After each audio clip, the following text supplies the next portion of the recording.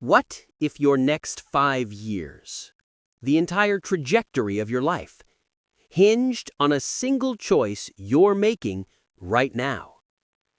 No, it's not about what job you take, or who you date, or where you live. Those are the obvious suspects, the loud distractions, and they're leading you down the wrong path. The real choice is quieter. It happens between your ears, 100 times a day, in the silent space between something happening and you reacting.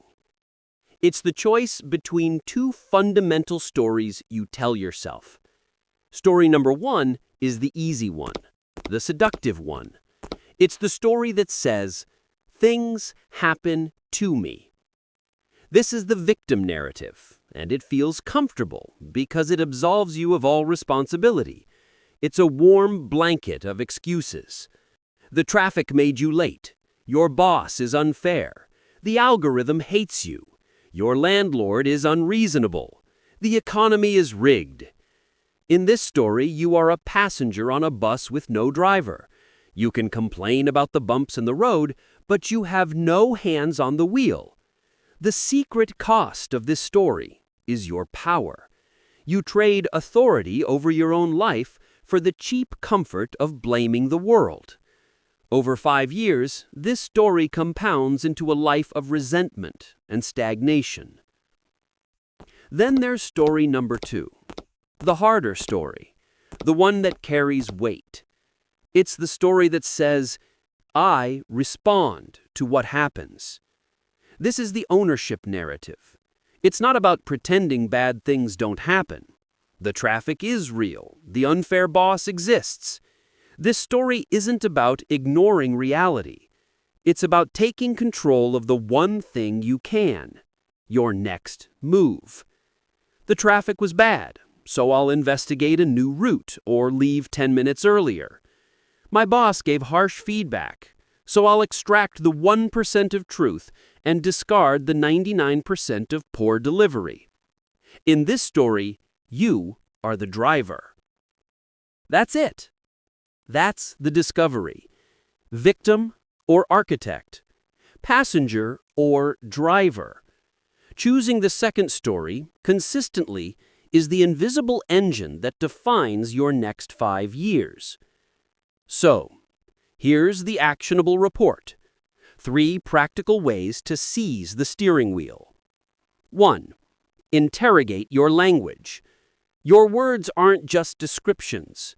They are prescriptions. They define your reality.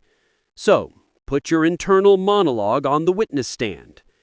Every time you catch yourself saying, "I have to," stop. That phrase is the language of prison.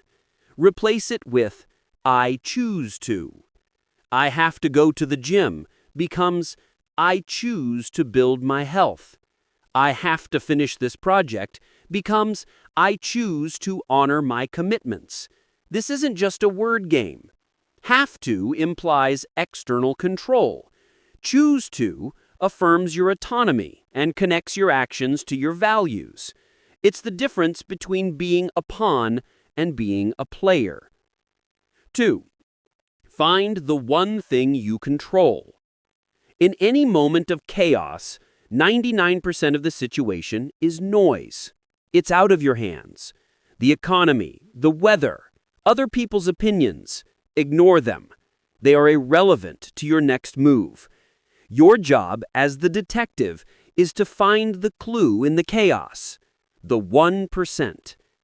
That 1% is your zone of control, your effort, your attitude, your next action. That's it. The trap here is thinking you can control the outcomes. You can't. You can control your input, not the result. So, focus all your energy there. When you feel overwhelmed, ask yourself this question. What is one small action I can take in the next 2 minutes that is entirely within my control? Send one email, drink a glass of water, do one push-up. That small action breaks the spell of helplessness and puts you back in the driver's seat. 3. Run the 5-year test. Our brains are wired for short-term gratification. Your feelings right now will often sabotage your future. This test is your override switch. When faced with a hard choice, a moment of temptation or procrastination, stop. Zoom out. Ask, which option would the person I want to be in 5 years choose? The trap is having a vague idea of this future self. So get specific. Take 10 minutes, just once, and write down 3 to 5 words that describe this person. Are they disciplined, courageous, calm, honest? Now you have a clear profile. Your future self becomes your most reliable informant. This test shifts the question from what do I want now to who do I want to become? And the answer to that second question makes the right choice obvious. This single choice, victim or architect, is the engine of compounding.